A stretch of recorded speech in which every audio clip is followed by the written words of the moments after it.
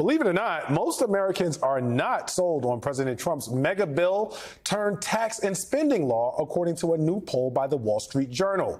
52% of respondents opposed the legislation and just 42% supported it. As Axios reports, some Democrats believe that the big, beautiful bill and more substantive policy issues should be the key talking points in their districts rather than going full throttle on Epstein.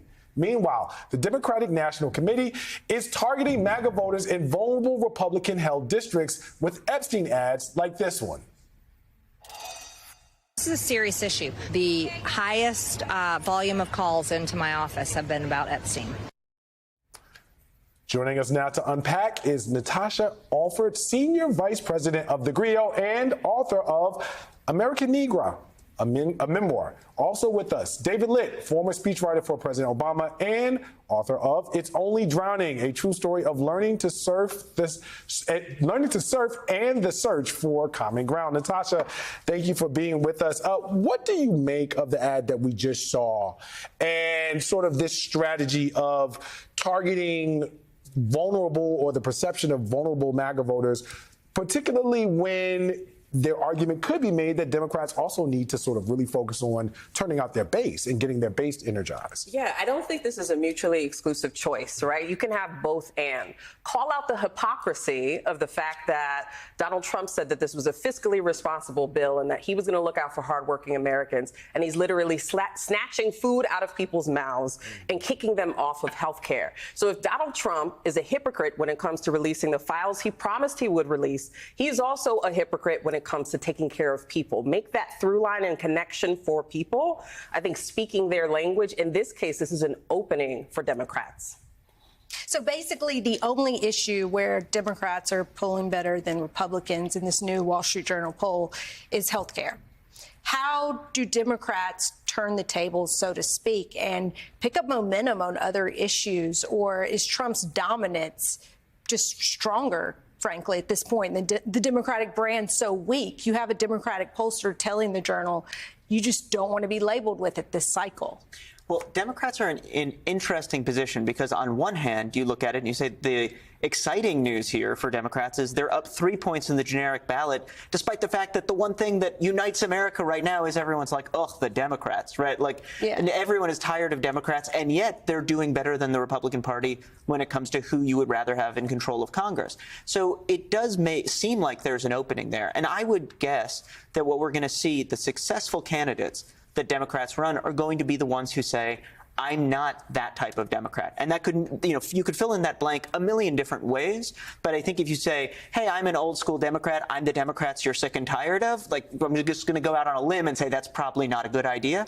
And so it's the new faces of the party, whatever that looks like, that I think are going to have real success in the next couple of years. Natasha, what lesson do you think the Democrats are currently learning from the Epstein files?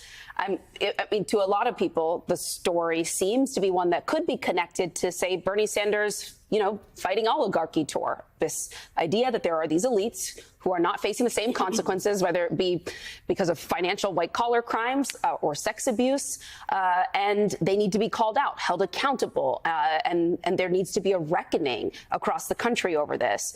But there are also some of the Democrats, the reporting has shown, who are kind of shy, trying to figure out, like, how do we redirect Epstein back to just talking about the big, beautiful bill or big, ugly bill in their terminology. And so they're clearly not as comfortable as Republicans are in these sort of murky, more conspiracy welcoming spaces.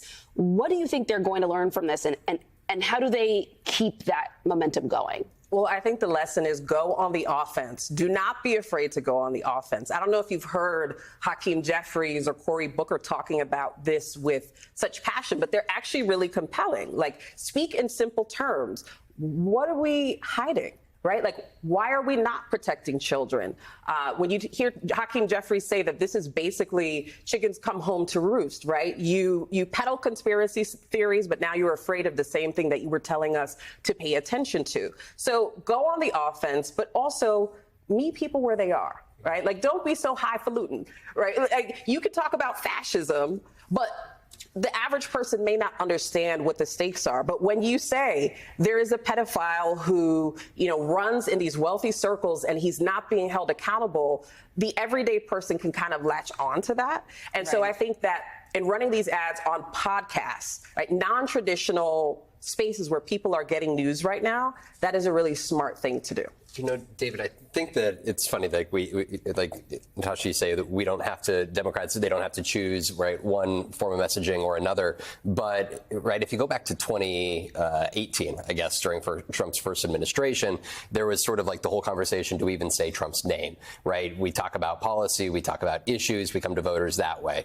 Fast forward to the 2022 midterms, there's that conversation that Joe Biden was in the middle of, right? Do we talk about, right, democracy, or do we try to address the economy and inflation being high? And it seems like here in the next year ahead, we're going to be hitting some tension in which our political discourse is going to be centered on that kind of conversation. Again, as you're having conversations with folks who are saying, all right, we're about to build our campaign, what does that look like as you make that determination? Well, part of what I think it's easy to forget, I mean, it's been 6 months and 5 million years since Donald Trump took office.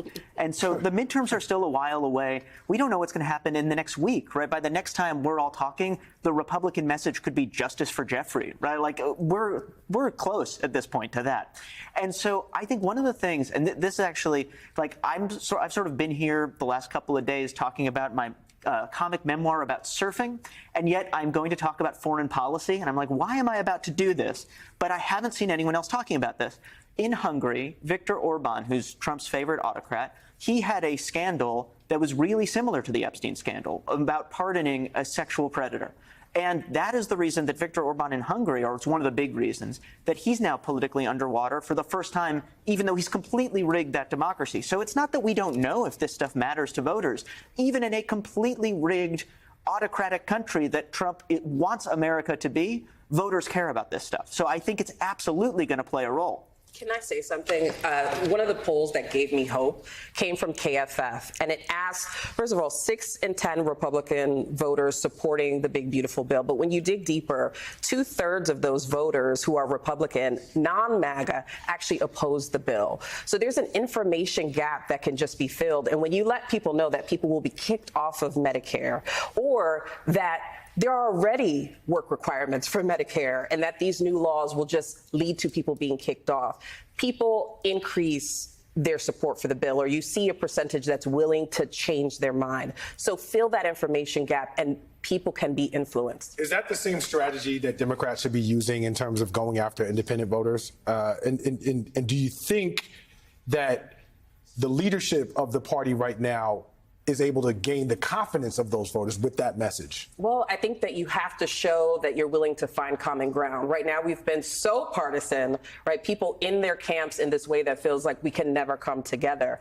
But the Wall Street Journal had a poll where 52% of independents said that they were against the big, beautiful bill. So again, there is an opening there, but you have to be willing to find the common ground. Epstein may be the common ground, or the eggs are still expensive, y'all.